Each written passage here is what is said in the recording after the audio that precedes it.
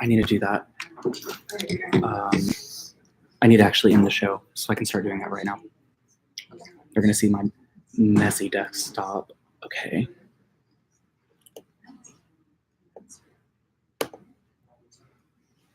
And then now it's happening.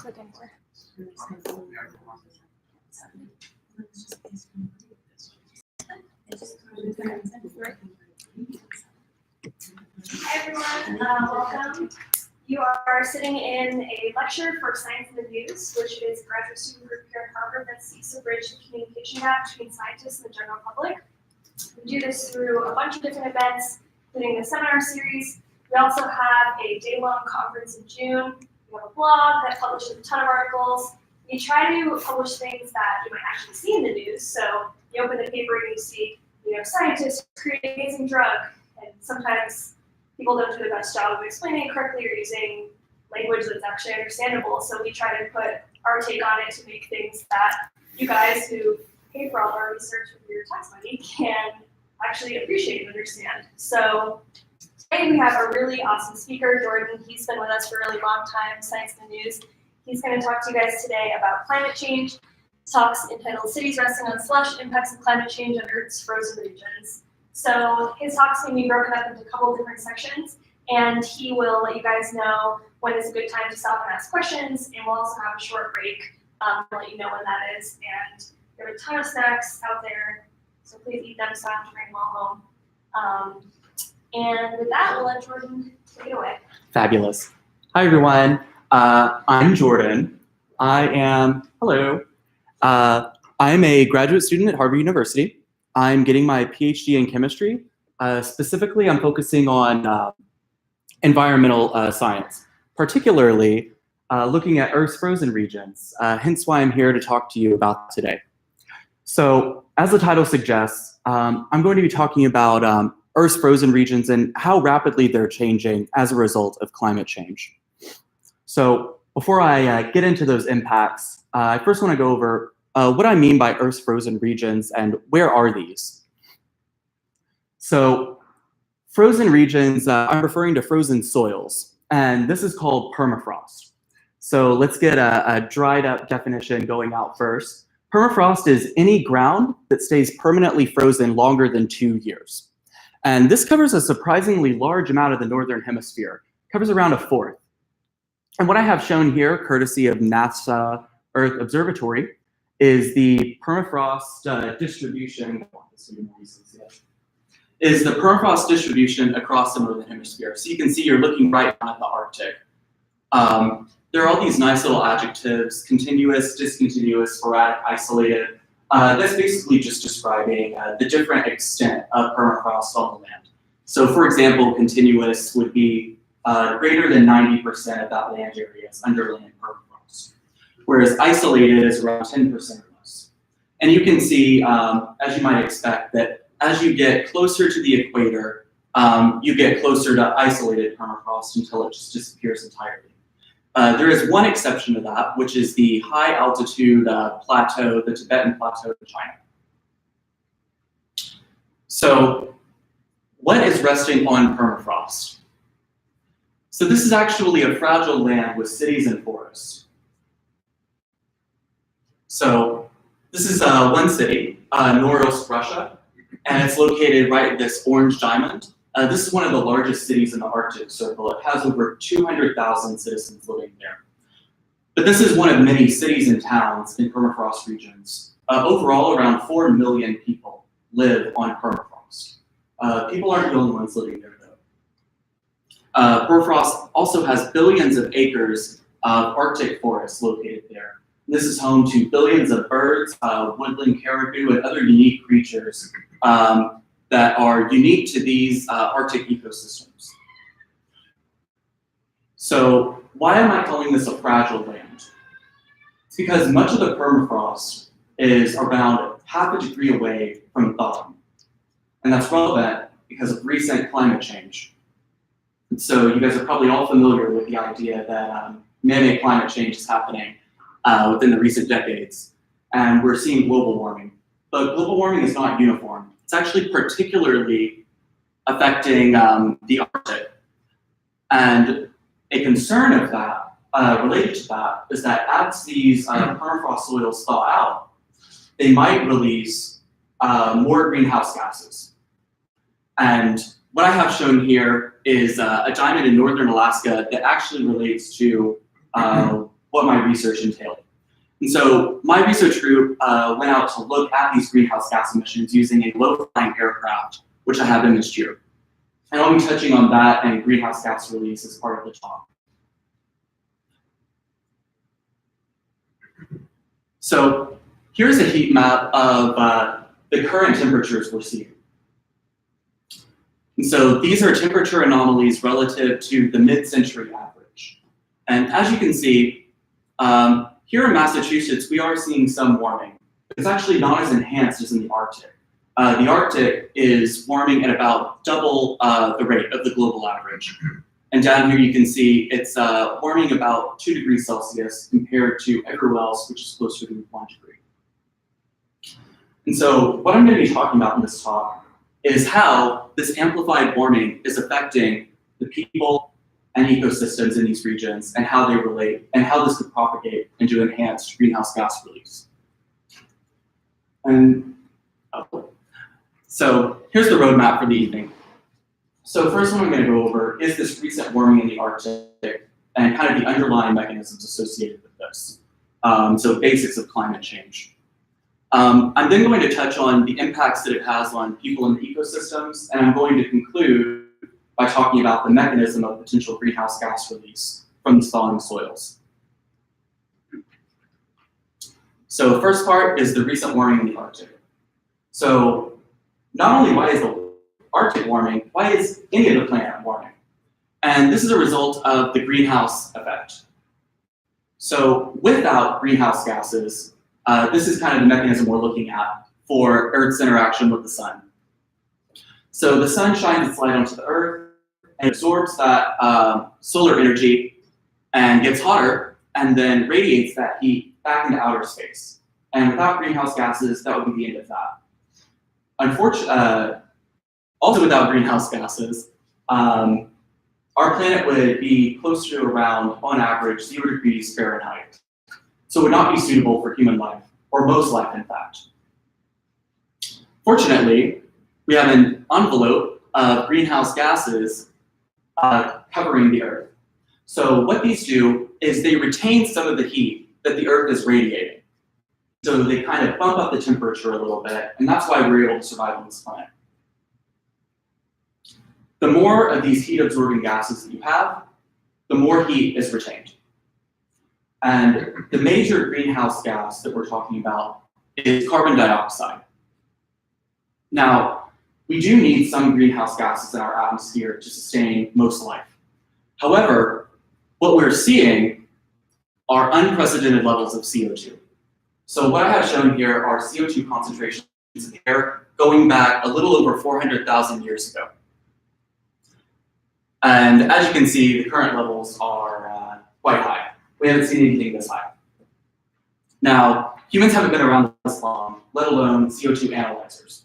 So how do we know that the CO2 levels were like this so long ago?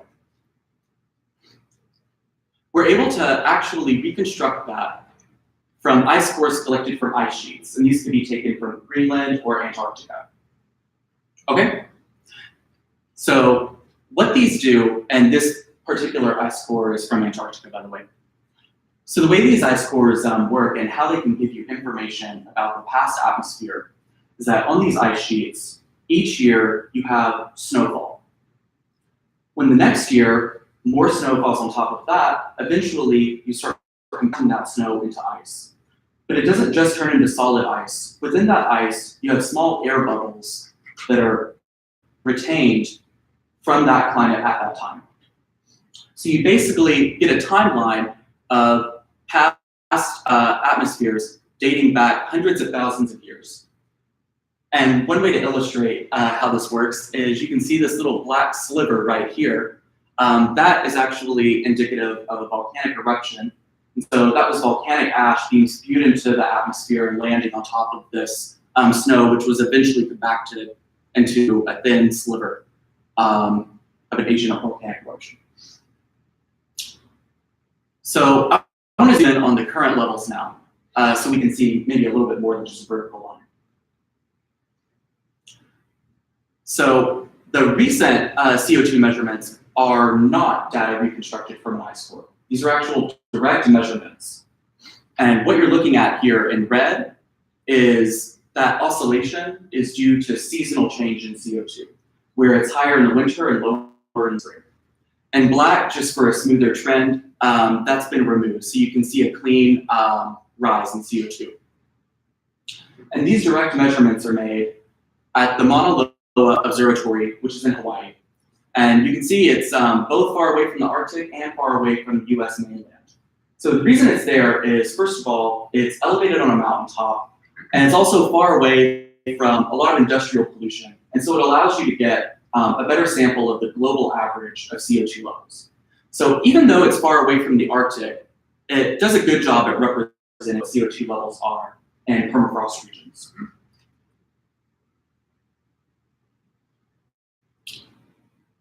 So why are we seeing unprecedented CO2 levels?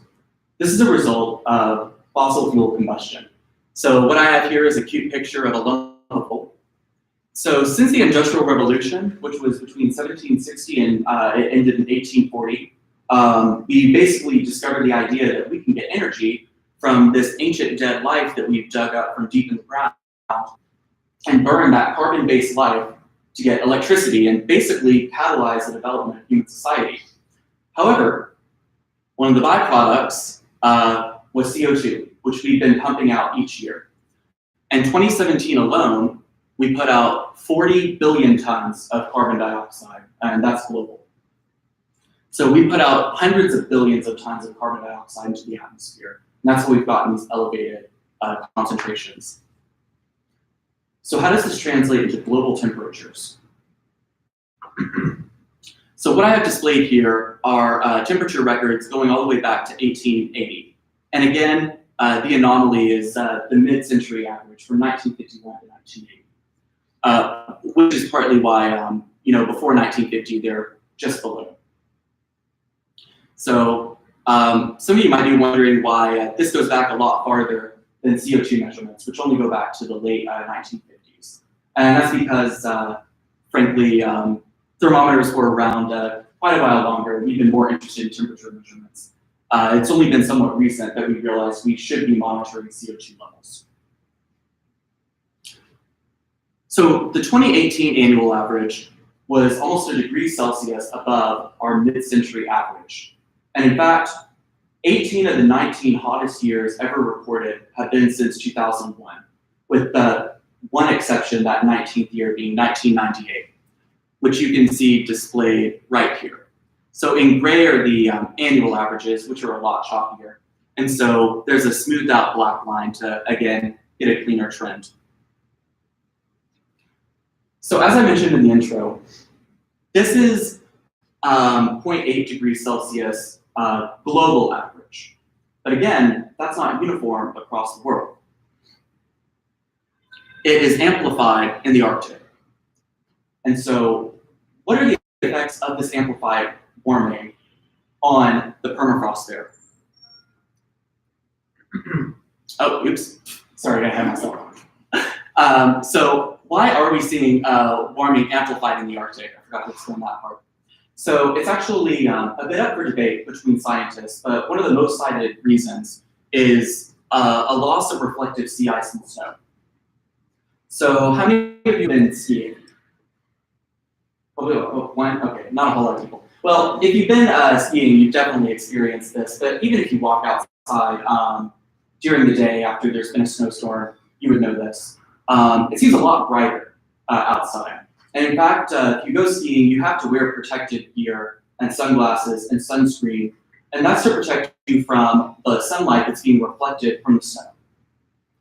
So both sea ice and snow are very good at reflecting sunlight. Effectively, what this does is prevents the Earth in that in the northern latitudes from absorbing as much solar energy. However, as a result of global warming, we are seeing reduced sea ice and snow. And so consequently, a lot more solar energy is being absorbed. And so there are a few other factors that are discussed as possibly contributing to Arctic warming, but this is considered the major cause, and it's the most cited one. So, actually, I'm going to step over here.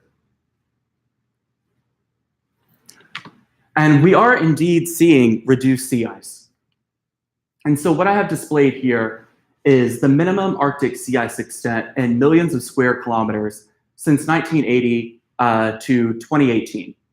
And so minimum Arctic sea ice extent would be in September, which is kind of the end of the melt season for sea ice. And as you can see, we've seen a pretty clear decline in Arctic sea ice during the summers. And so as a result, we're getting much warmer summers for the mechanism that I just explained. Now, this data is pretty choppy, and so I just wanted to reemphasize this is minimum sea ice extent. It's not an average for all of September. And so that's kind of why you're seeing a bit of a choppier trend. So how does this amplified warming, back to what I almost jumped ahead and got to earlier, how does this amplified warming affect the permafrost that's in these northern regions? So first I want to reiterate that while I said permafrost is any ground that stays permanently frozen longer than 2 years, that's a bit of a misnomer.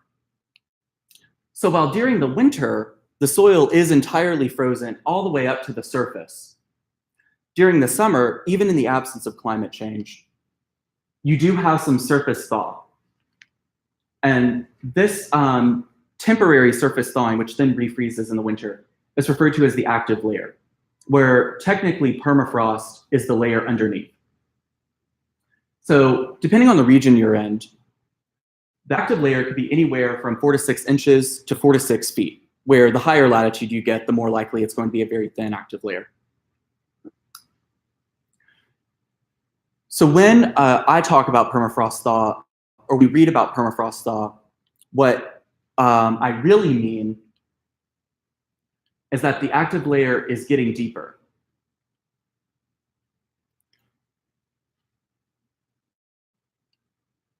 So what I have here is a cross-section of the active layer with permafrost.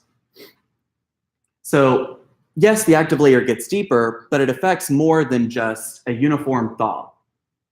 Because what I have displayed here is the permafrost right under the active layer. You can see that's a lighter color because it's frozen, so it has that reflective ice. But it's not just soil and ice uniformly mixed. There's often these large ice wedges that are kind of contained in the permafrost as a mosaic. And these can be quite massive, often up to half a mile in diameter. So the active layer is deepening. What happens when it starts thawing into these ice wedges? And the result is that the ice starts melting. And if you've ever had a glass of ice water, you see the ice floats on top, and that's because it's less dense. And so when it melts, the soil above actually caves in, and the meltwater forms what's called a thaw lake. And over time, these thaw lakes increase in size. And you can actually see that these are peppered throughout all of the Arctic, subarctic. And I have an aerial map of the North Slope of Alaska displayed here, where you can see these thaw lakes distributed throughout the landscape. And the North Slope of Alaska, by the way, is northern Alaska, located right here. So thaw lakes form, but they can drain to varying extents.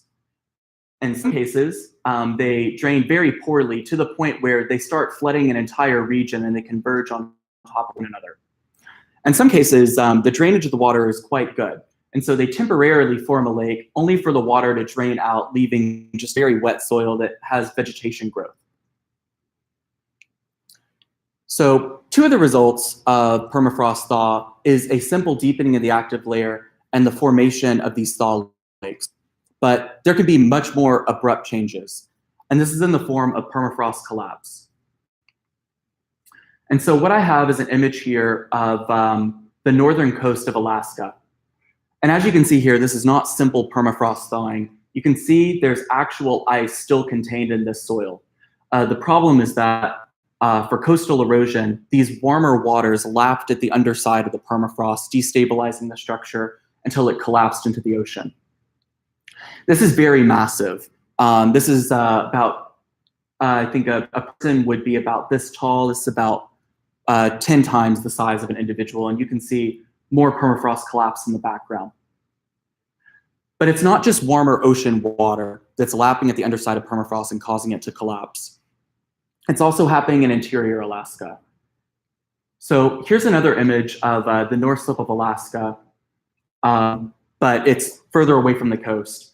And you can see a shallow thaw lake is formed nearby, and the permafrost, which is actually highly vegetated and looks normal if you look back just right here, you see what appears like it would be relatively stable ground, but it's not. It's on the precipice of collapse, and you can see a collapse right here. And this is often collapsing, almost half a kilometer for every year or so. And so this will likely collapse further in the next summer. These aren't a few extreme examples. Alaska's entire landscape is experiencing, to some extent, land loss because of permafrost collapsing into water. And so what I'm going to show is Alaska's landscape since the 1950s. And I'm actually going to zoom in on this little black rectangle right here. So what I have shown here is a satellite map of that little black square between 1955 and today.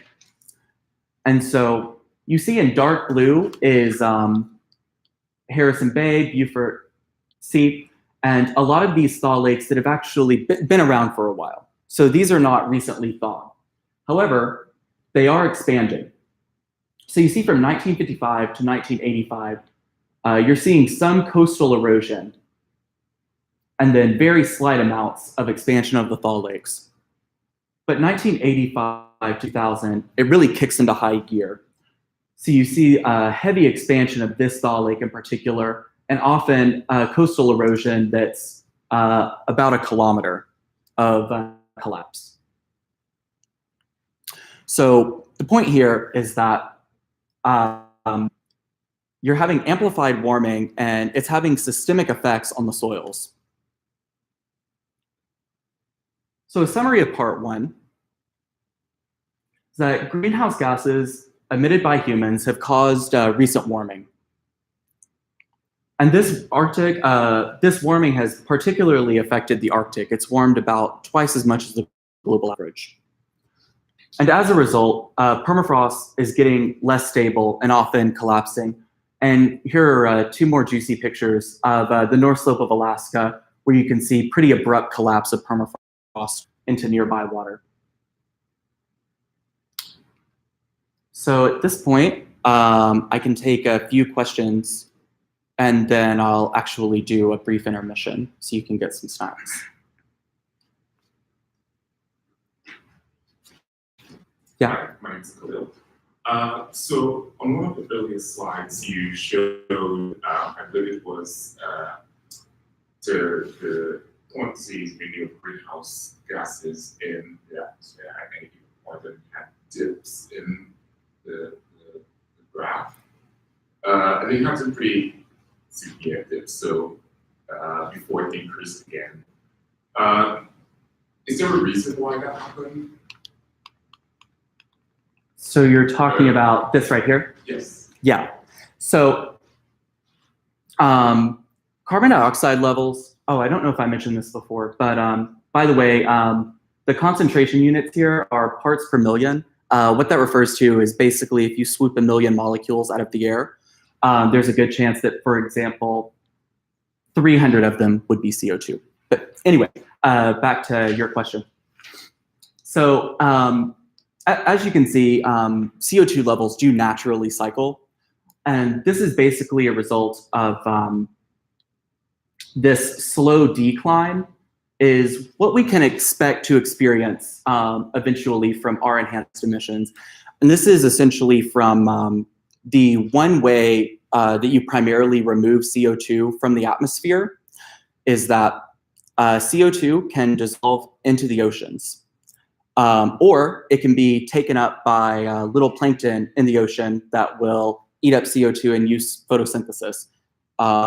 This life in the ocean dies and sinks to the bottom very slowly and forms sediment.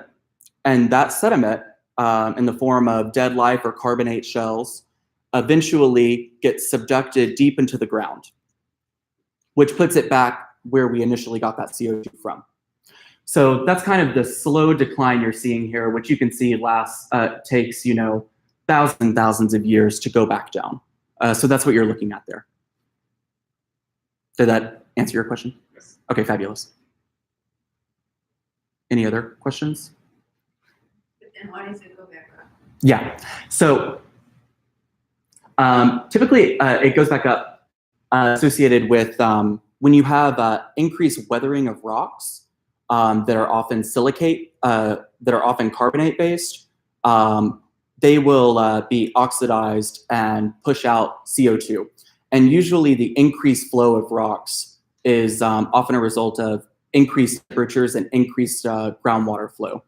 And so often what you're seeing here would be kind of natural changes in the climate that could be associated with increased solar activity, changes in the way the Earth is tilted, basically factors that aren't necessarily related to greenhouse gases that would cause this spike in CO2. And then when you get this spike in CO2, that exacerbates the warming. And so it would be due to kind of abrupt emissions like that. Someone else have another question? I have another question just about the permafrost. So how far down does it go? So that's quite variable. It can be thousands of meters, or it can just be a few meters, depending on to some extent, depending on how deep the active layer is. So what keeps the permafrost from going all the way down to the Earth's core would be at some point you stop heating it from the warm air above the surface, and you start heating it with thermal energy from the Earth's center. But in many cases, it can be thousands of meters thick. So the active layer that naturally thaws every year, does it outgas? Is it like build up gases through the year, release gases, or has it already released everything it has to offer? Yeah, it does. It does naturally emit greenhouse gases, and so I'll touch on that a bit more in the third section. But that is a natural consequence of any soil, not just Arctic soil, but any soil outgasses greenhouse gases, and that's kind of just a consequence of life, really. We breathe out CO2, and other organisms do the same. And so the concern is whether more greenhouse gases will be emitted. But it does release greenhouse gases each summer, and to some extent during the winter as well. Another question. So I'm looking at HKS policy, and we have these debates where our colleagues on the other side, as we like to say, just will not accept climate change. They think it's this cycle that people in and out of happens over the years.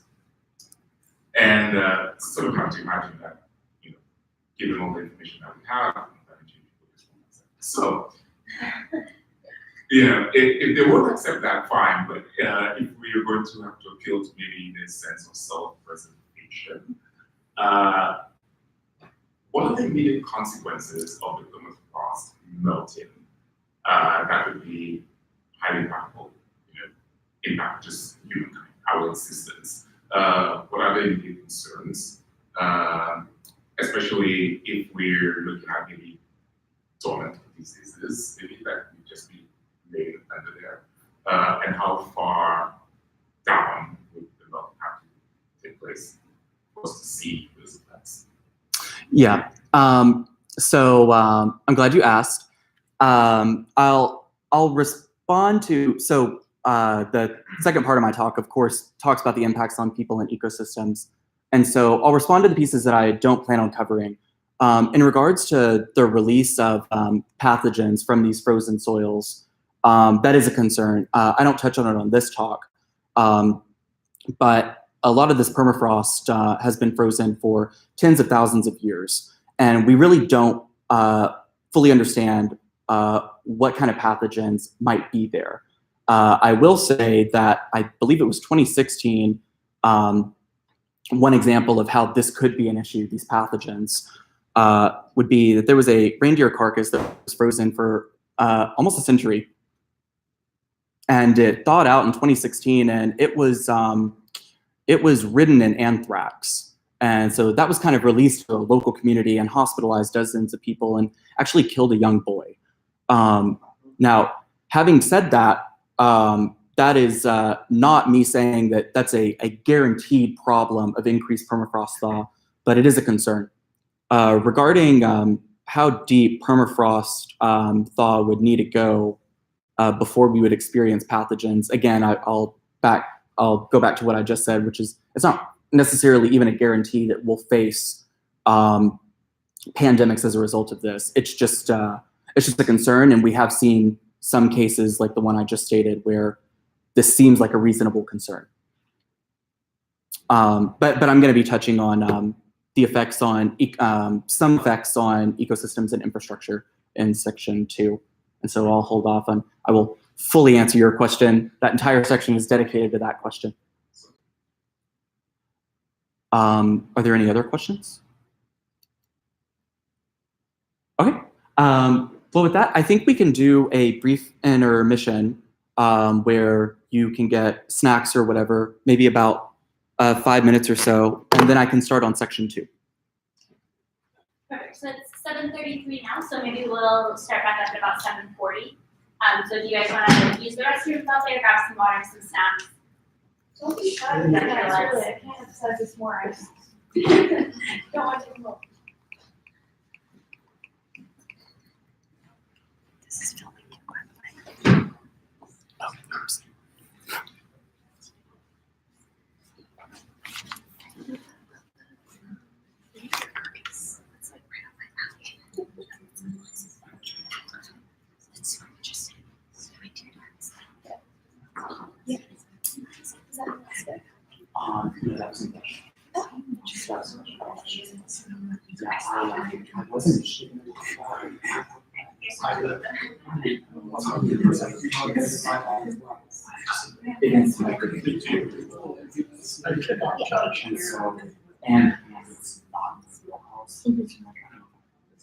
No, this is super interesting.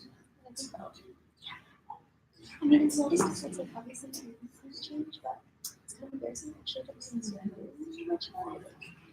Except that it's like evidence-backed, but I couldn't explain to someone exactly what it was, so this is not much just just for being like scientifically literate.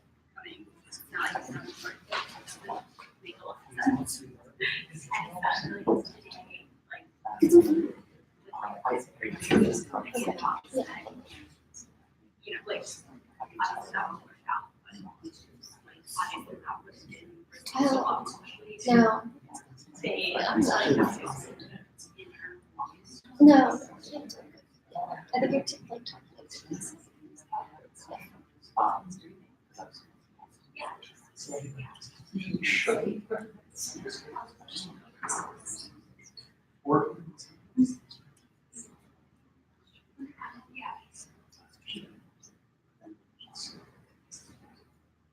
Did the advertising change?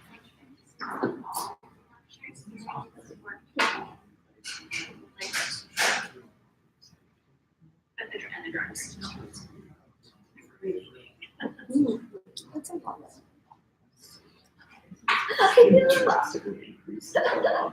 Like 10%.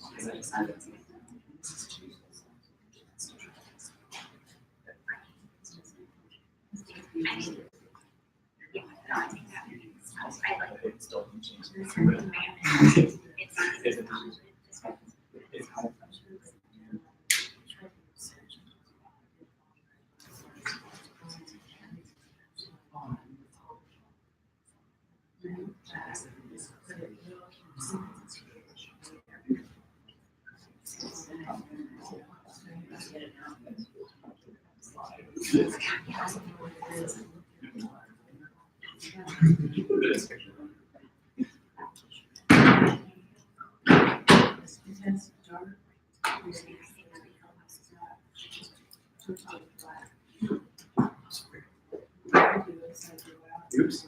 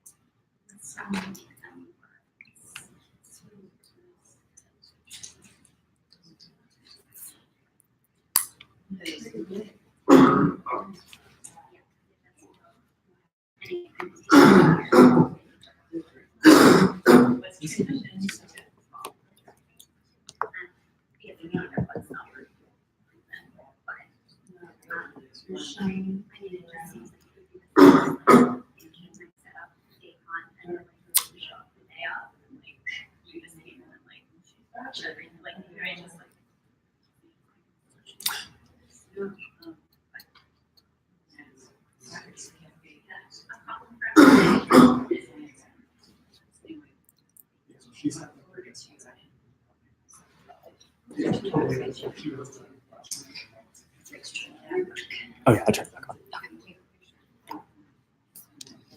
Okay, I think we're gonna get started again, if that's cool with everybody. So let's move on from this slide. And next up, the answer to your question, impacts on people and ecosystems. And so specifically what I'll be going into are the effects on northern forests, the damage to cities, and then I'll touch on technology that can help reduce permafrost thaw underneath infrastructure. So first up is northern forests. So boreal forests, which is Greek for northern, it's basically the Arctic forested ecosystem, overlaps heavily with the permafrost distribution. So you can see this is another map, again, an Arctic-centric view of permafrost distribution. And you can see heavy overlap of forest distribution. So I want to go over a little bit about these forests. So boreal forests represent about a third of global forest cover. And they also represent about 1/10 of the land in the Northern Hemisphere. These forests are home to not just bird species and caribou, but they're also home to Aboriginal communities. About 70% of Aboriginals in Canada live in these forested areas. And about 150 bird species live in these forested areas across the world. And these 150 bird species translate to billions of birds that live in this unique ecosystem. But in addition to Aboriginals, bird species, woodland caribou, there are quite a few interesting tree species that are in the boreal forests. So I'm going to show a few of those. So one of those is quaking aspen. We also see balsam poplar. So these are the types of trees that, as you can probably guess, their leaves kind of come off during the winter and regrow during the spring. But then we have more classic coniferous trees such as the white spruce. And so white spruce trees and pine trees keep their green needles all year round. So how are these forested regions changing with climate change? Well, actually, in general, the Arctic is greening. And this shouldn't be too surprising. We're seeing warmer temperatures and increased precipitation. So you're seeing quite a bit of vegetation growth. What I have displayed here is a satellite map. And this is courtesy of NASA's Goddard Space Flight Institute. And this is, as usual, vegetation change since mid-century averages, where darker green indicates either increased vegetation or increased size of vegetation. However, you also see a little bit of browning, and browning indicates the death of plant life and the decrease of vegetation. Where you see vegetation increase, that is primarily in the form of shrubs and grassland. And so you're seeing a greening, but it's in much smaller plants. The browning, however, is primarily occurring in forests. So these very large, heavy trees. There are a few reasons for that. So the first reason relates directly to permafrost thaw and permafrost collapse in the destabilizing soil. And this results in what is called drunken forests. And this is the official term used in the scientific community, by the way. So I want to just show some image of drunken forests. So here's a forest in Alaska. And as you can see, the trees are kind of tilting and teetering. They're really not able to stay stable in this thawing permafrost. And this is usually in a forested region a beautiful indicator of a very deepening active layer. It's not just in Alaska, though. So here's a forest in Siberia, Russia. And here's another in Canada. And so you're seeing overall a greening of the Arctic, but part of the reason that forests are browning and other shrubs and grasslands are able to thrive is that, you know, they're much smaller. They're not as susceptible to a destabilizing soil. Now, these look very unsightly, but they're not actually the main contributor to the browning of boreal forests. It mostly just kind of weakens the trees. The two bigger contributors I'm about to discuss and are not directly related to permafrost thaw, but more broadly related to climate change in these Arctic regions. And the first one is increased insect infestation. And so as you get warmer temperatures at higher latitudes, insects are able to move further and further north and thrive for longer periods of time, and therefore reproduce and propagate. Now, these insects haven't really been able to move this far north for quite a long time. This is a very recent change. And what that means is that trees such as the quaking aspen and balsam poplar, the ones that are located in these northern regions, did not really evolve with these insects. And they, as a result, are more susceptible to insect infestation. So in particular, the quaking aspen and balsam poplar have been increasingly infested in these Arctic, subarctic regions by the aspen leaf miner. And here's a zoomed in image of that juicy critter. There it is right there. You might be wondering why it's called a leaf miner. And I actually have a picture to illustrate that. You can see that the aspen leaf miner literally mines through the leaves in this kind of mining pattern that effectively decimates the leaves and makes it a lot more difficult for the trees to grow. Now, there are also insects that are increasingly infesting kind of the classic Arctic coniferous trees. So here's the spruce trees again. So one of them is the spruce budworm, and here's a picture of that little critter.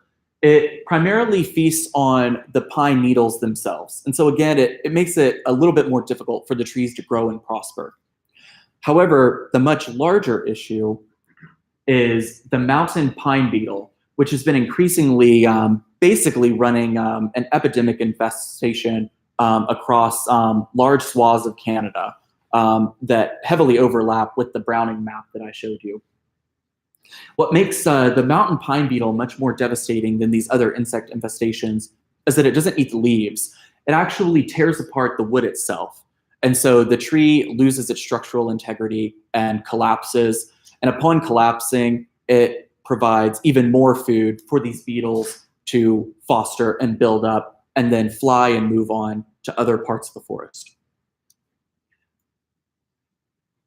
So these insect infestations are one major problem. Another major one is increasing forest fires.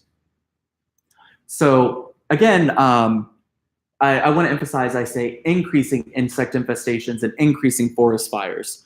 To some extent, insect infestation and forest fires are a natural disturbance that can promote ecosystem health. The issue here is that they are increasing to an unnatural degree. And in this case, the reason we have increasing forest fires is a result of the changing atmosphere due to global warming.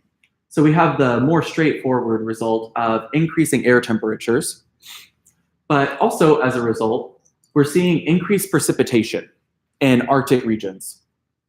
And both of these factors couple to increase the frequency of storms. And what happens when you have increased storms? You have increased lightning strikes. So we're seeing increased lightning strikes, and because the air is warmer, you're seeing increased evaporation of these forested soils. And so even though we do have increased precipitation in these regions, it's not enough to offset the increased evaporation of the water. And so you're seeing both increased lightning strikes and drier soil conditions in the forested areas. And so you're seeing much more systemic widespread wildfires. So here's an image of a widespread wildfire in Permafrost River, Canada. But this is just one example. They're happening throughout Alaska and Russia as well. In fact, forest fire frequency now is greater than it's been in the past 10,000 years. And we actually know that through a somewhat similar analysis that was done with ice cores. So ice cores can give you a timeline. They capture air bubbles from past climates. But what you can do is in an Arctic region, those thaw lakes that kind of formed a lake and then drained out. Over time, when you have that lake that eventually drains, when the lake is still present, you have layers of sediment that form at the bottom. When it dries out, you can go extract a sediment core and you get a timeline not of past air, but past soil. And whenever you have a widespread wildfire, you actually char the soil and the organic matter, and so you create a charcoal residue. And so that's how we've been able to determine through sediment cores that over the past 10,000 years, we just aren't seeing the same concentration of charcoal residue that we see today. And so that's how we know that this is unnatural and this is an unprecedented frequency of forest fires. And so these are climate changes that are drastically affecting the ecosystem. And I said, in most cases, you're seeing increased greening of the Arctic, but they are heavily damaging forests. So that is how forests and ecosystems are affected. How are people affected?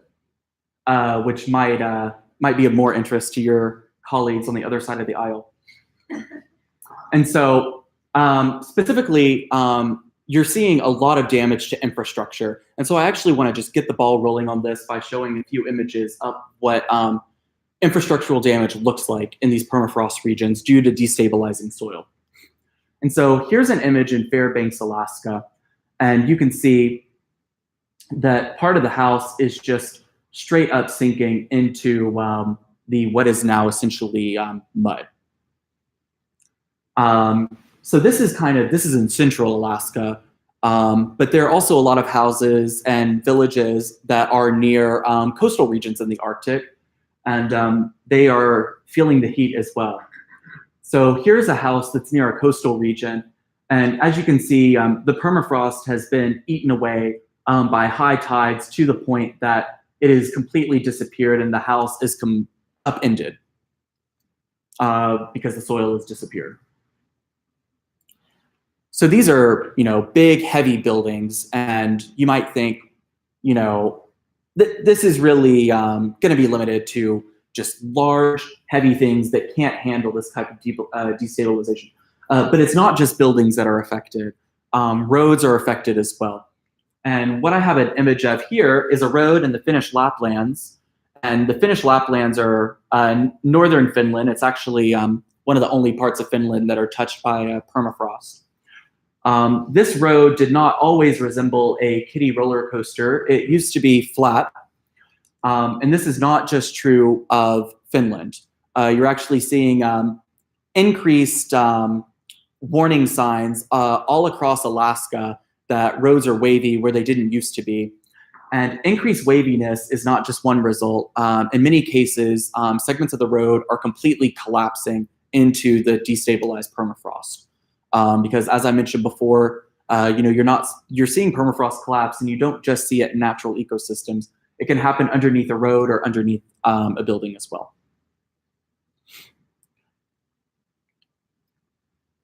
Here's another image, and this is in Norilsk, Russia. You can see this is a building that is obviously been condemned for a while. You can see the cracks are forming here as a result of the destabilizing ground underneath. In many cases, the cracks are so severe and the ground is so unsettled that you're busting windows. So this is kind of a dramatic image of a building that's been a lot more damaged from permafrost thaw, but there are much more subtle damages from this as well. And in fact, in Norilsk, Russia, the Emergencies Ministry representative has stated that approximately 60% of the infrastructure there has, to some extent, been damaged by permafrost thaw as a result of climate change. Now, sometimes damage like this can take a very long time to build up. It's very slow. And so often you see these crack forming, attempt is to kind of plaster over it in the hope that that will fix it. And it won't. It will be a gradual decline before it has to be condemned. And it can sometimes be quite abrupt. And so probably one of the more, darkly fascinating stories about this. So I read a few news stories just about the issues that this had on Norilsk, Russia specifically. And there was one case where a woman knew her apartment building was getting a little beat down, but she maybe didn't fully know why these cracks were forming. And she was watching her local news, and on the local news, they announced, a major apartment building in this area is condemned. It is too damaged, and it's irreversibly damaged, and it's only getting worse. And reasonably so, her reaction was, oh, well, this must be one of the apartment buildings near me. That's really unfortunate for them. And then she realized that week that actually it was her building was condemned, and she had to move out. And it's possible maybe she didn't have the most attentive landlord, but I think it's also that sometimes this is so abrupt that you don't hear about it except on the news that your apartment is condemned. Another example that is not necessarily representative of what is happening all over Norilsk, but to demonstrate how abrupt this can be, is a doctor was leaving his apartment complex and was stepping down the concrete steps. And on his way down, the destabilized soil, as soon as he stepped onto the concrete steps, they collapsed underneath him. He broke his leg, but he's fine otherwise. And so I feel like I should say, in addition to that while there has been a lot of infrastructural damage across the world in regions like this, there have been no reported casualties as a result of infrastructural damage. Usually people will spot it in time and condemn the building and have everyone move out. And just as a reminder, all of these are a result of permafrost thaw destabilizing the ground by deepening the active layer. And I had mentioned before that the active layer can be between 4 to 6 inches to 4 to 6 feet. And similarly, the deepening of the active layer is not uniform, which further contributes to the kind of destabilization of this ground. So it's not just that the buildings are slowly sinking in. It's, as you saw, they might be sinking in some areas more than other, causing them to crack. And so these are mostly showing kind of in interior areas, except for that one image I showed associated with coastal erosion. But I do plan to show another image, maybe a very micro case study, to talk about Alaska's coastal erosion. So this is in northern Alaska, but this type of coastal erosion is happening all over Alaska, which is almost entirely composed of permafrost.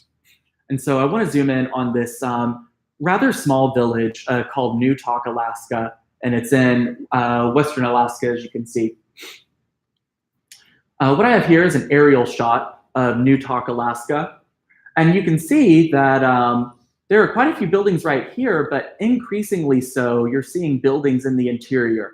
And what you're actually looking at is a mid-process relocation of the village. They are actively relocating away from the coast because this coastal erosion is happening so rapidly. And there are many other villages that are considering relocating or actively relocating as well. Not just in Alaska, but in Russia and Canada as well. So this is kind of a small village in Alaska, but Newtok is not the only village that is financially suffering because of the climate change impacts on these Arctic regions. So actually, I want to put some numbers up on the projected damage to Alaskan infrastructure over the next century. So if global greenhouse gas emissions keep rising in a business as usual, we are burning fossil fuels at approximately the same rate we have been, Alaska is looking at about $5.5 billion in infrastructural damage alone. And that's a combination that incorporates permafrost thaw, flooding due to the formation of thaw lakes that are flooding airports and roads. Now, this is if global emissions keep rising. However, even if global emissions peaked in around 2040, Alaska is still looking at projected infrastructural damage of about $4.2 billion. Now, 2040 might sound arbitrary, but that's a typical date chosen for climate scenarios. So when climate scientists and policymakers look out into the future, there's usually a variety of climate scenarios. This tends to be the worst case, which, and this tends to be kind of the most ambitious case. And it's actually so ambitious that most of the scientific community believes this is too ambitious, because as a reminder, these are global emissions need to hit a maximum in 2040. And that's not really considered by most people to be feasible at this point. And so this is a minimum projected damage for Alaska, and it will likely be higher than that. To step back, so I step back from Newtok to all of Alaska. Now I'd like to step back a little bit to look at all of permafrost regions. So 3.6 billion people live in areas with highly vulnerable permafrost. What I mean by highly vulnerable permafrost is that it's permafrost that is very likely to have near surface significant thaw by 2050. In addition, about 70% of infrastructure in permafrost regions rests on highly vulnerable soil. And so I've already shown several images of the kind of damage that permafrost thaw and collapse can cause to infrastructure, and this is expected to be much more widespread and severe by mid-century. Having said that, there are some limited adaptation strategies that you can take on to mitigate some of the damage from this. And primarily, it is a technology that siphons heat from permafrost. And so appropriately, it's referred to as a Thermosyphon, where thermo refers to heat or thermal energy, and you are siphoning it out of the ground, radiating it to the air. And so what I have displayed here is the most basic kind of thermosyphon, a vertical thermosyphon that's literally just a rod stuck in the ground. But maybe my hand gesture right now is suggesting that they are not very large, but in fact they are enormous. So here is an image of a vertical thermosyphon. You can see a construction worker right here who is dwarfed in comparison to the size of these. So these are quite massive. And these can be installed basically to pull heat from the permafrost underneath infrastructure to help keep it from collapsing. So how does a thermosyphon work? So I have here kind of a simple schematic of a thermosyphon partially buried into the permafrost. And this gray you're seeing in the bottom is pressurized gas that's been pressurized into a liquid phase. Typically, this is carbon dioxide. And so when this pressurized gas, or liquid CO2, is resting within the permafrost, you actually have a heat flow from the permafrost soil into the liquid carbon dioxide, or CO2. Now, because it's frozen soil, you may not think of it as having very much heat associated with it, but everything has heat associated with it, unless it's at absolute zero. And this is not at absolute zero. Now, during the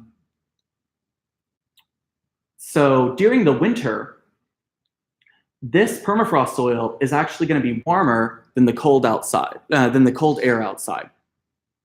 So this heat evaporates this liquid CO2 because it's cleverly pressurized just to the point where it's on the cusp of evaporating.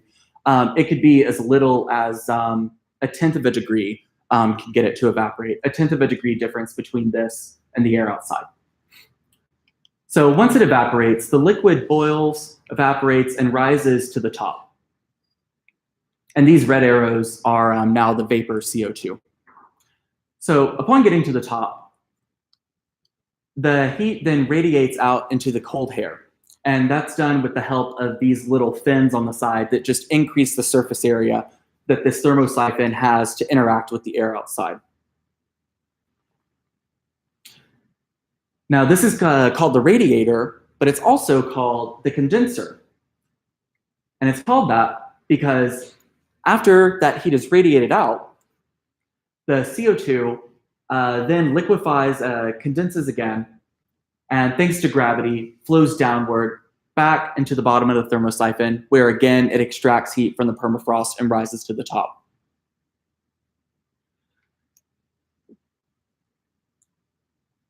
This all happens spontaneously, which is to say, you do not have to power this thermosyphon during the winter. You just stick them into the ground and they work like this automatically. These have actually been around since like the 1960s, and the reason that they're primarily useful for use for the winter, and that's mostly been done because if you think about your homes or buildings during the winter, you want to stay warm inside them, you're going to heat them up. And that heat has to go somewhere, and what these were initially made to do is to keep that heat from thawing the permafrost underneath. And so what I've displayed here are the different types of thermosyphons. The vertical thermosyphon is the first one that was developed in the 1960s. And since then, there have been a few innovations. This one is called a thermopile. It's not named for this reason, but I remember its name by saying that it's a thermosyphon that you can pile stuff on top of. So a thermopile is something that can actually support a structure on top of it, such as a house. or perhaps a road or a pipeline. There are also sloping thermosyphons and flat loop thermosyphons. From this angle, you can't see the looping, but it does look like it's just flat underneath. So how would you install a flat loop thermosyphon underneath a house or a building? You would do it through a pretty complicated set of steps. So first, what you need to do is actually carve out some of the natural permafrost and replace this with a frost-resistant gravel, referred to here as an engineered fill. Then you add this the Thermosyphon evaporator / radiator, which is usually flat looped for buildings. And then you further separate the permafrost and Thermosyphon from the house itself with a rigid insulator, and then a floor structure that here it shows it embedded within the engineered fill, but it often actually raises the house or road or gas pipeline or what have you above the ground entirely. Again, that's to further separate the heated structure from the permafrost. And here's an image of that kind of gives a better indication of what these what the loop is in the flat looped. And so you can see the loop is forming a grid-like pattern across this whole area. And you can also see that you have to kind of step down into this, and that's because, again, some of the ground is carved out to make room for the eventual gravel and rigid insulation that will be put in place. And again, you can see the Thermosyphon rods are very large. They're taller than these buildings. So these can be used for more than just buildings, as I've already alluded to. They can be and are used for both roads and gas pipelines. Or I think actually this is an oil pipeline. So what I have here is an image of the Tibetan Railway that was established in about 2006 and opened up in 2007. And this railway goes over the Tibetan Plateau, which is underlain in permafrost. And so to keep this railway from collapsing, thermosyphons have been placed on either side. And so in this case, you can see the thermosyphons, and then you can kind of see the engineered fill. I don't have the image shown here, but there are other cases where the railway is just completely lifted above the ground. And then here, the thermosyphons are located on either side of this pipeline, and the pipeline is raised up above the ground because the warm oil can thaw permafrost. Now, thermosyphons work, you don't have to power them during the winter. However, if they're used as adaptation technology to prevent permafrost thaw during the summer, they have to be basically, they're not considered passive, but active. And so they behave more like a refrigerator. And just like a refrigerator, you would then have to power them because you're basically trying to force heat to go in the direction it wouldn't naturally go. Because during the summer, permafrost is going to be colder than the air outside, which is quite expensive if you start using them and powering them to be active coolers. And so this is a solution to some extent to mitigate permafrost thaw associated with infrastructure as we get increasing climate change, but it's an expensive one. And furthermore, if you saw that schematic of the house, you can probably imagine it's very difficult to retrofit buildings with thermosyphons. In fact, it's considered just so expensive that it would be cheaper to bulldoze the building and build a new one from the ground up with the thermosyphon. Now, in fairness, it is considered to be cheaper to just bulldoze the building based on independent scientific assessments, but based on Arctic Foundations, Inc., who is the company associated with thermosyphons, they assert that you can, in fact, retrofit buildings with that. They don't necessarily mention that it's cheaper to do so. But if a building has historical value or something of that nature, it might be worth the cost. So a summary of part 2.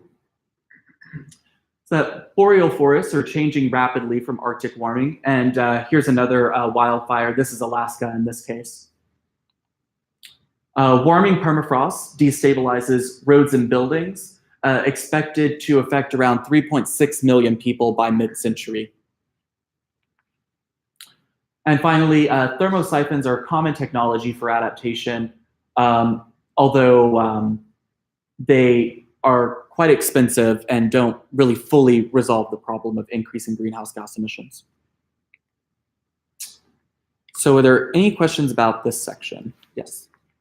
The thermosyphons seem to me they be only an intermediate step, because wouldn't outside of where you have them just kind of turn into mud? And I mean, it would be like houses that are islands, wouldn't it? Unless you did it everywhere.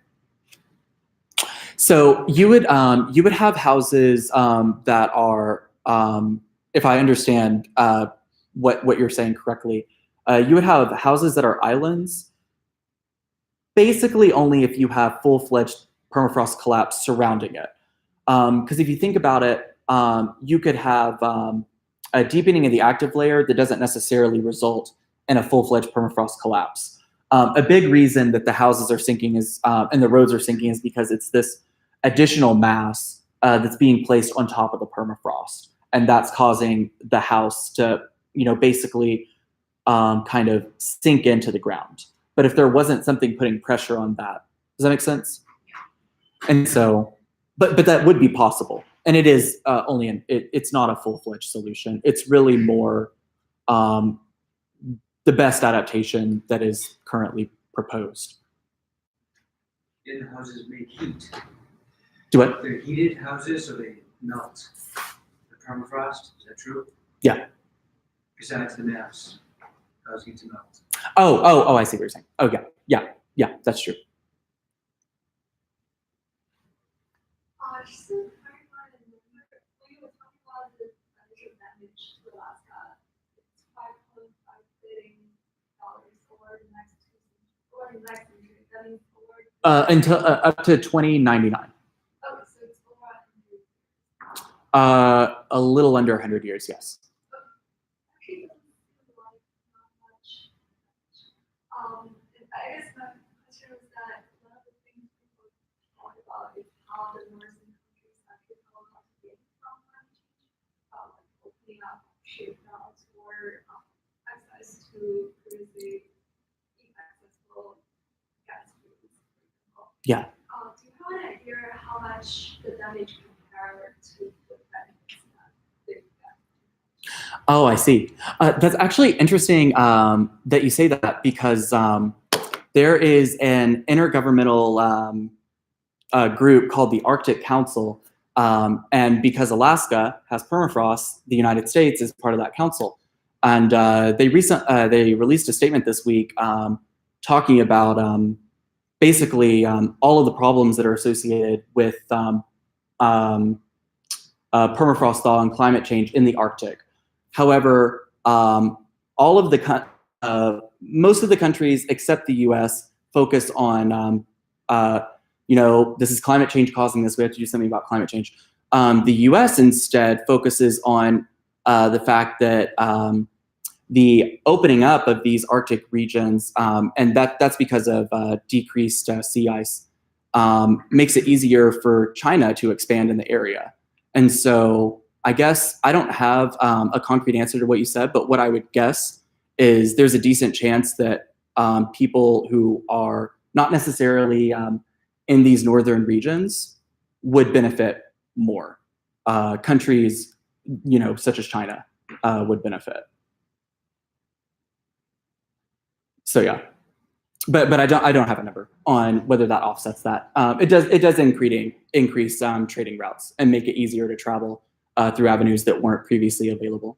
But that's a reduction in sea ice not associated with permafrost collapse. Is the water that's trapped in this permafrost contributing to sea level rise at all? So I imagine over such a vast area of land that water has to go somewhere. Yeah, so it does have to go somewhere. It doesn't do a very good job at draining into the ocean, though. And even if it did, it's not really as much water as, say, the Greenland ice sheet. And also, the dominant contributor to sea level rise is, while melting ice is a contributor to sea level rise, the biggest contributor is that as water gets warmer, it gets less dense and it expands. And so that's the main component that we're seeing higher sea levels, is because you're seeing thermal expansion of the entire ocean. And so I wouldn't think, I don't know, but I wouldn't think this would contribute appreciably to that. Before I get to my question, on that one, some of the benefits, I think what has been discussed is as the ice melts, it makes it a lot easier to drill for minerals. That may be beneficial, but also oil. So that's there. My question is about the forest fires and how prevalent they are over the Arctic regions that would allow us to attribute causally to climate change as opposed to just like isolated areas that are just prone to climate change. So can you rephrase that question actually? So you talked about, forest fires in one of the regions in, I think it was maybe Canada, Northern Canada, those fires. But how prevalent are they in active regions like throughout Russia, or Canada, or Alaska, that we could say causally is as a result of climate change as opposed to just this one particular region? Because if you're analyzing this, I think you need like some amount of power behind your calculations, right? So you can just have this one area to say causally that this is as a result of climate change. Yeah. So across so I showed an image of a forest fire in Canada, and then I showed another one in Alaska. But these are happening throughout the Arctic and subarctic. And when I say increasing lightning strikes, what I mean is that lightning strikes are increasingly frequent in those regions specifically compared to those regions in the past. And so it really actually already forms kind of a baseline. And so I don't know if that answers your question, but I'm not comparing it to the entire world and honing in on that. It's that these lightning strikes are increasing in frequency in these Arctic regions. Yeah, and it's that coupled with kind of increased dryness in the forested soils. Is that similar to increased frequency of forest fires like in California? Just because the air is drier in general everywhere in the world? Yeah, so actually the air itself is not drier in the Arctic. It's more humid, and that's because a lot of it's evaporating off the ground. California is a similar issue, but California is not seeing increased precipitation or lightning strikes. They're seeing the opposite. And so I think what's happening in California is mostly, it would be either what started as a natural start to a forest fire, or a person making a mistake. And it's kind of rampaging on much more than you would expect because of decreased precipitation and drier soil conditions. And so it's also a result of climate change, but not quite the same mechanism. Are there any other questions? As the permafrost melts, it also releases more methane? That's actually not necessarily true. That is a concern that people have, but and I'll touch on that in the third section, but I don't touch on it that much, so I can go ahead and answer it now. So a major concern is that we'll have methane release from thawing permafrost. And that's still a reasonable concern, and it's very heavily cited by news media outlets and even many scientists. But if you look at that assertion, it is usually stated just as what I said, a concern. The direct measurements, as far as I know, there was a paper released in 2016 that was basically monitoring, it was in northern Alaska, Barrow, Alaska, where it monitored methane concentrations over the past 30 years and found that, at least in that area, there was not a significant change in methane, despite, obviously, like, intense Arctic warming. And so that kind of bursted that bubble a little bit, but not enough to stop journalists from still in 2019 talking about it as if it's assured. But yeah, I'm glad you asked that. That is definitely not. We do not know that that's happening. I'm not saying it's not happening, but there's no direct confirmation that that's going on.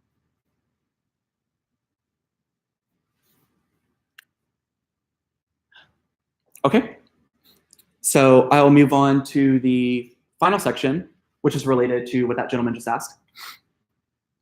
And it's the potential greenhouse gas release from the thawing permafrost. And this is actually kind of out of all of this, the most closely related to the work that I do. So the reason this is a concern at all is because there's more than just ice and dirt frozen in the soil. There are also nutrients contained in there. And I have them, the reason I have the nutrients shown as leaves is because these nutrients are the remains of ancient life. It is basically now broken down into just basically little bits that have been frozen into the permafrost. Again, often this is tens of thousands of years old. And so with the deepening of the active layer, you are thawing out these nutrients that have been frozen often for thousands of years.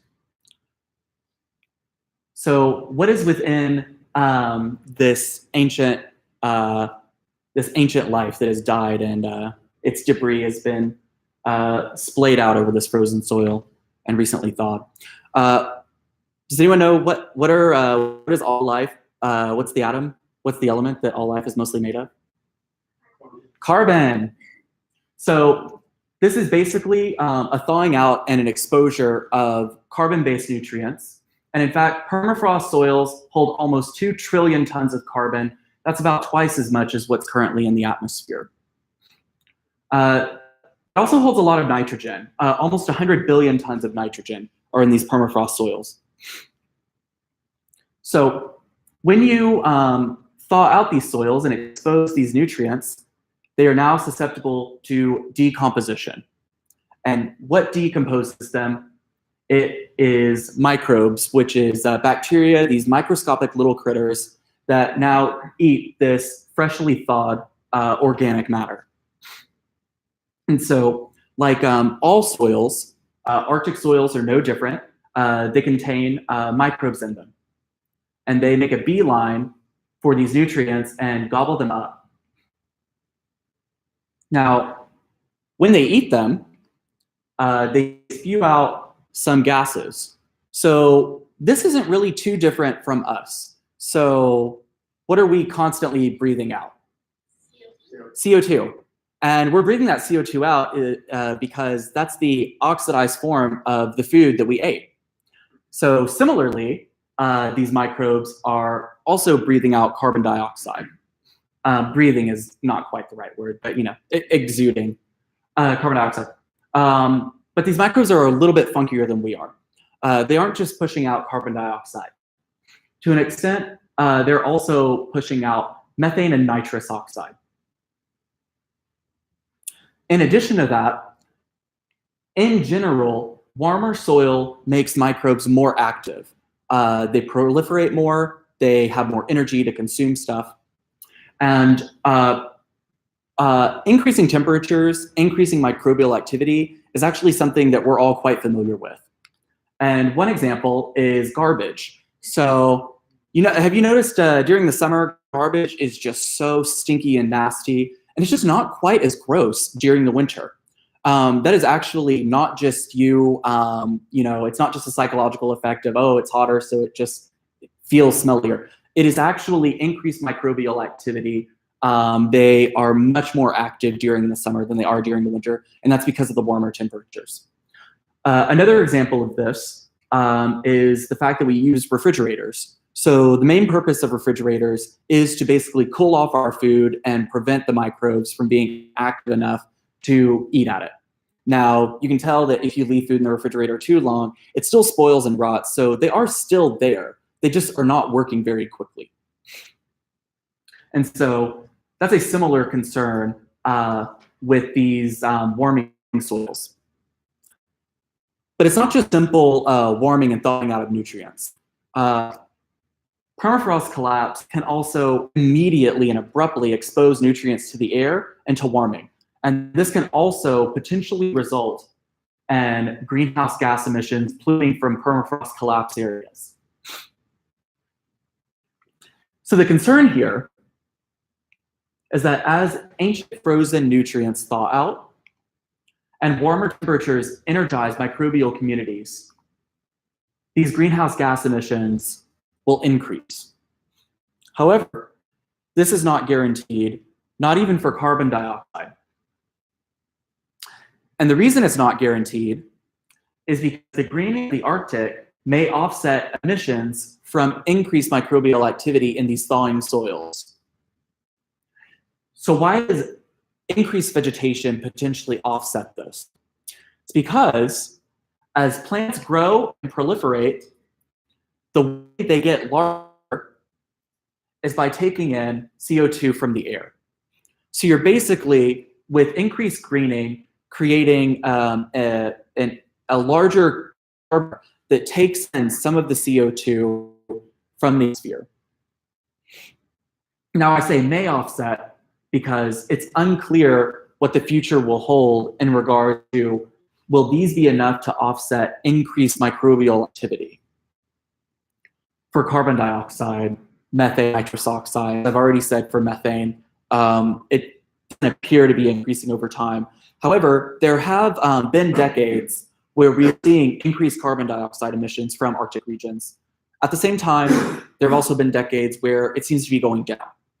And so and this is a bit of a plug into my research, if we want to know how it will change over time, we need to monitor the greenhouse gas release. And so there are a couple different ways to do that.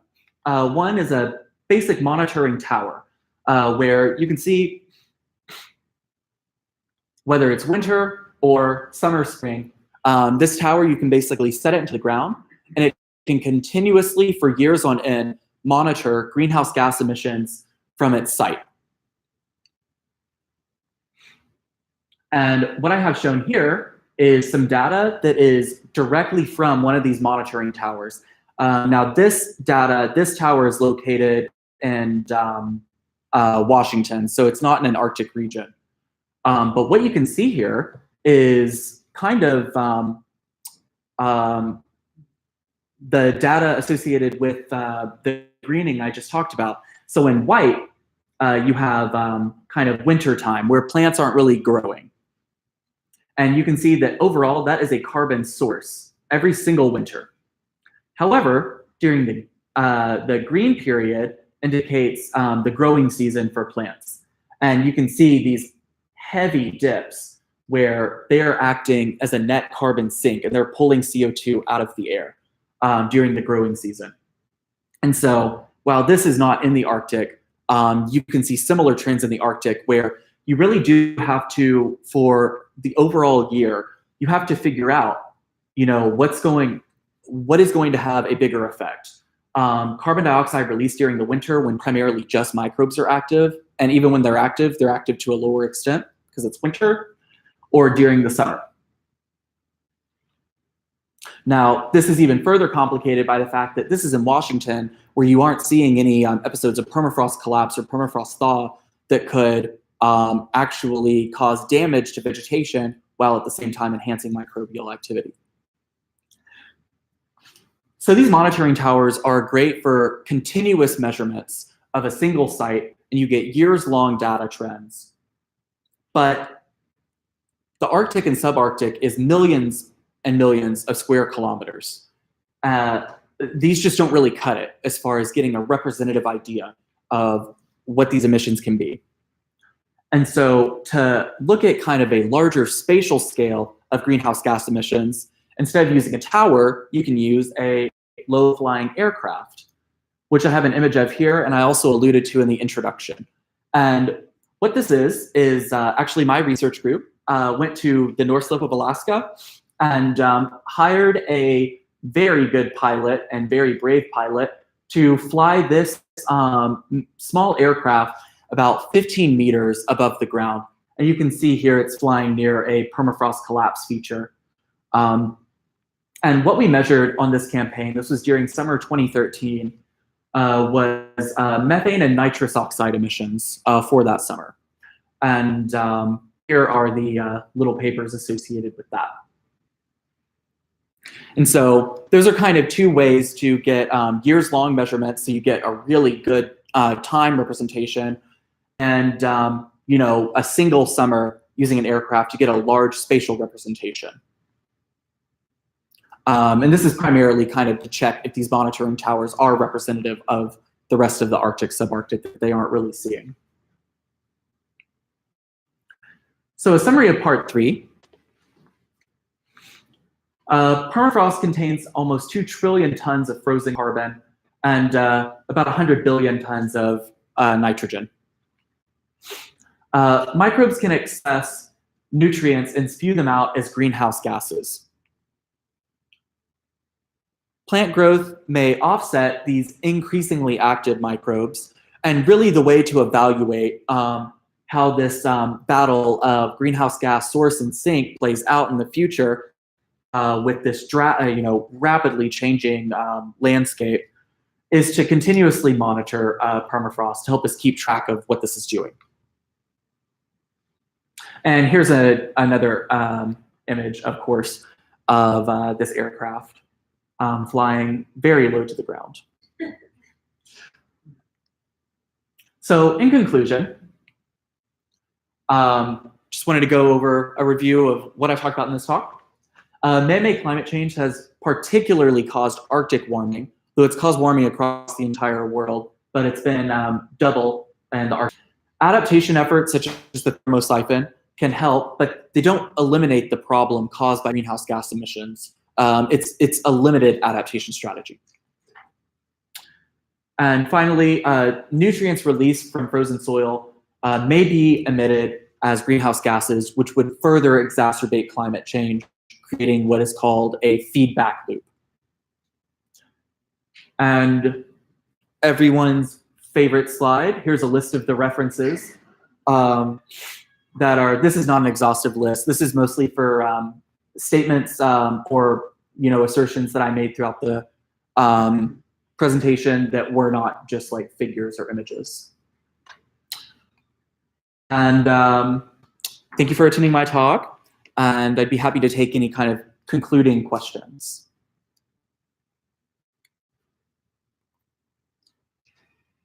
And I guess I can take questions and then you can give me a round of applause, because I can tell that everyone's like, what do I do now?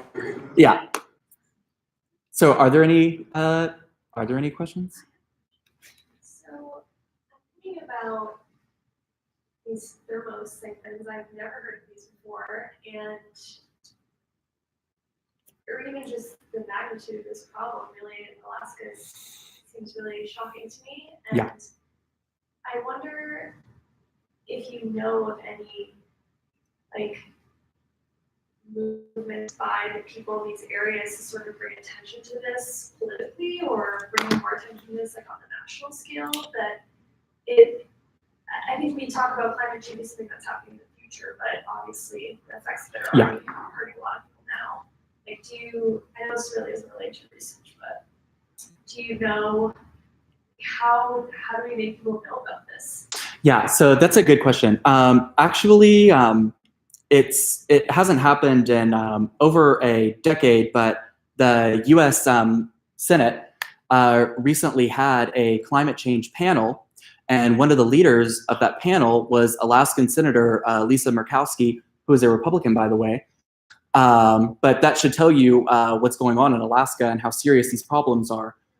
She is a Republican senator who, I don't know if I can get the direct quote right, but she introduced that panel, which a panel like a hearing like that hadn't happened in over a decade with, this is not just global warming. The changes are very dramatic. And I really only just touched on some of the changes that Alaska is seeing.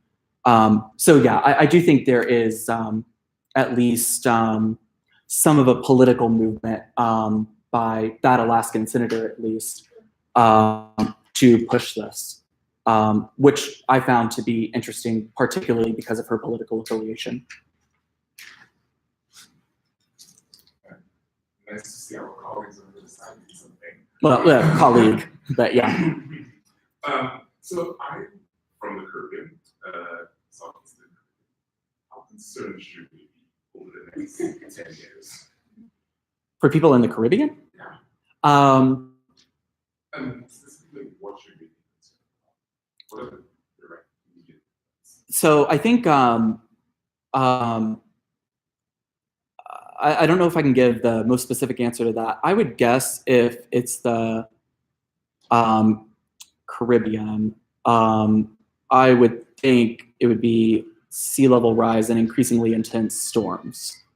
That would be my guess as what you would experience in the next 10 years.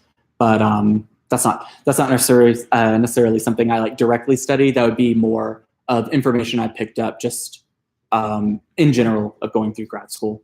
But that would be what I'd be worried about in that area. Is it similar for coastal cities in the US? Should we not buy property and on the beach in the south of the US? I'm thinking Florida.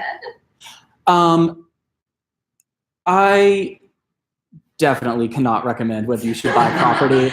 It's just really getting further and further out of my expertise. But I'm also kind of curious. You're probably still the person I know who would Yeah. have the best answer. I would think, especially if you're thinking about Florida, both of those things I just said are, I think I can comfortably say those are definitely problems that, first of all, Florida is already facing when you see increasing storm activity, which I want to be clear, I'm not saying that any given storm that shows up is a result of climate change, but in general, we are seeing increasing hurricanes and increasingly intense hurricanes. And that is attributed to climate change, because basically what you're getting is if you have warmer air, that means warmer, basically temperature is a measurement of how much heat you have in the air, which means how much energy you have in the air. So you have a lot more energy in the air. It's also air that's generally speaking tends to be more humid. And so I think that can be pretty comfortably, the general increase of storm intensity can be pretty comfortably attributed to climate change. And those are the two key factors. And then not to mention sea level rise, because as I said earlier, we're having a lot of ice loss, but mostly as the oceans get warmer, they're actually expanding. And so I think Florida is going to have to deal with both of those. And so are all coastal cities in the U.S. Actually, if I can jump in on a slightly related note, if you guys are interested in specific effects of the Boston area, there's actually a really interesting interactive mapping tool. If you just Google Climate Ready Boston Map Explorer, some combination of those words will probably get you there, but we'll give you information on what regions of Boston are more likely to be affected by sea level rise and climate change in specific years moving forward. If that's something you're interested in. So I guess, yeah, that was on a related note. And then on a related note to that, my advisor is kind of a dark humored individual, and he will often, as part of his classic spiel to talk about climate change and to kind of motivate his research, will take a map of projected sea level rise for the Boston area. And my two favorite jokes that he 100% of the time will dish out when he gives this presentation is, one, that it is projected that MIT will go underwater before Harvard. And so that's an important piece. But also, there are a lot of Harvard river houses that are located right along the river And if you look at projected water level rise, his words, not mine, it will bring a whole new meaning to river houses. So those are two Boston related. He said it, not me. So yeah. Any other questions?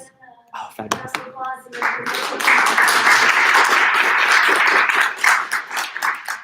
Thank you. Thank you so much for coming. This is great, and I'm sure Alan introduced this at the beginning, but if you didn't catch this on your way out, if you guys want to pick up any of our handouts